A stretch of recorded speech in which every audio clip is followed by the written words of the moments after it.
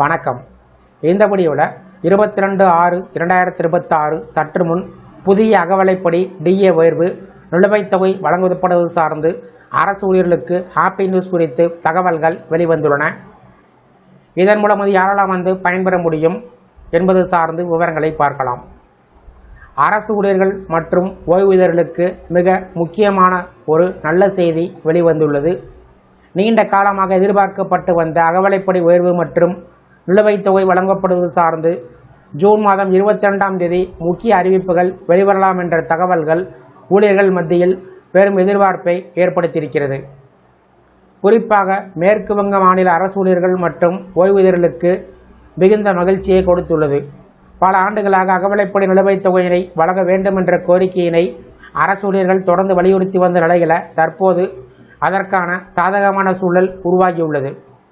மாநில அரசின் உயர்மட்ட ஆலோசனைகளில் இந்த விவகாரம் முக்கிய இடம் பெற்றிருப்பதாகவும் வர இருக்கும் மாநில பட்ஜெட்டில் இதுகுறித்து முக்கிய அறிவிப்பு வெளிவரும் என்ற தகவல்கள் தெரிவிக்கின்றன. இதனால் அரசு ஊழியர்கள் தற்போது மிகுந்த உற்சாகத்தில் உள்ளார்கள். அகவலைப்படி என்பது அரசு ஊழியர்களின் சம்பளத்தில் மிக முக்கியமான ஒரு அங்கம்.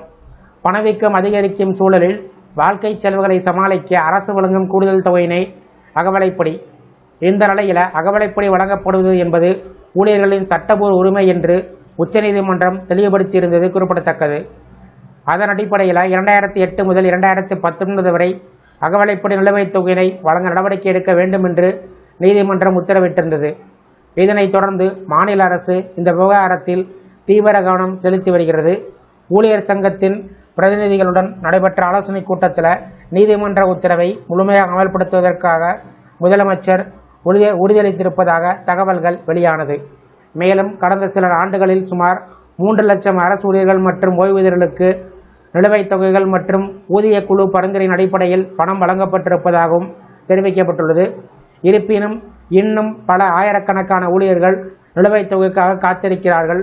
தற்போது மத்திய அரசு ஊழியர்கள் 60% அகவலைப்படியை பெற்று வரக்கூடிய நிலையில் மாநில அரசு ஊழியர்கள் பெறக்கூடிய அகவலைப்படி மிகவும் குறைவாக இருப்பதாக ஊழியர் சங்கங்கள் சுட்டிக்காட்டி வருகிறார்கள். இந்த இடைவெளியை குறைக்க வேண்டும் என்ற கோரிக்கை தொடர்ந்து வலுப்பெற்று வருகிறது. இதற்கு இடையில மாநில அரசால் 7வது மாநில ஊதிய குழுவை அமைப்பதற்கான கொள்கை ரீதியான ஒப்புதல் வழங்கப்பட்டுள்ளது. இந்த புதிய ஊதிய குழு அரசு ஊழியர்கள், ஆசிரியர்கள், அரசு நிறுவனங்கள், வாரியங்கள், உதவி பெறும் கல்வி நிறுவன ஊழியர்கள் உள்ளிட்ட பல்வேறு பிரிவினருடைய சம்பளம் மற்றும் அகவலைப்படி உயர்வு சார்ந்து பரிந்துரைகளை வழங்கும். நகராட்சி மற்றும் உள்ளாட்சி அமைப்புகளின் ஊழியர்களுக்கும் இந்த பயன்களை பெறுவார்கள் என்று தெரிவிக்கப்பட்டுள்ளது. இந்த நடவடிக்கைகள் அனைத்தும் எதிர்காலத்தில் ஊழியர்களின் வருமானத்தை கணிசமாக உயர்த்தக்கூடியதாக பார்க்கப்படுகிறது. அகவலைப்படி உயர்வு மற்றும் நிலுவைத் தொகை வழங்கும் அறிவிப்பு வெளிவரும் பட்சத்தில் மாநிலம் முழுவதும் உள்ள 14 லட்சத்திற்கும் அதிகமான அரசு ஊழியர்கள், ஆசிரியர்கள், மாநகராட்சி பணியாளர்கள் மற்றும் சுமார் 6 லட்சம் ஓய்வூதியர்களின் குடும்பங்கள் நேரடியாக பயன்பெறுவார்கள்.